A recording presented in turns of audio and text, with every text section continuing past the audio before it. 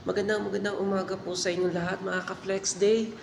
Ngayon po ay meron tayong quick video. Ngayon po ay nandito kami ngayon ng mga bestie ko sa Haraj dito po sa Saudi Arabia.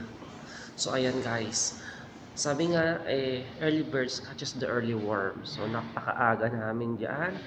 Umalis kami sa accommodation o sa bahay namin ng 5 o'clock.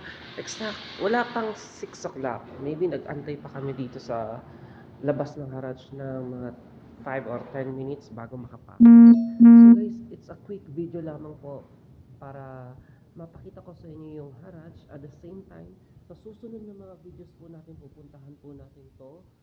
Gagawin natin full video na dito. Okay? So babalikan natin tong Haraj kasi guys, as you can see, masyadong maaga pa that time, medyo inaantok pa si Watasi at yung mga beshi ko, and sarado pa ang entrance.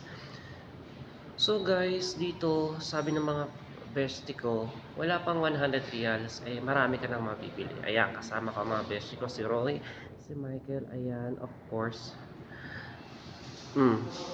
Japan. Ayan. Good mood po kami ngayon dyan dahil umagang umaga. At ayan na ang ating haring araw. Medyo mainit na that time kasi although summer pa dito kasi sa Saudi, so lalamig din yan guys. Although kung makikita nyo naka-jacket ng mga bestie ko. So now guys, as you can see, itong Haraj ay isang ukay-ukay. Yes, tama po kayo. Ito po ay isang ukay-ukay. So maganda po yung mga item naman na dito. Sa Pilipinas kasi I never tried na magpunta sa mga ukay-ukay o ukay-ukayan. Pero dito na-try ko kasama yung mga beshi ko.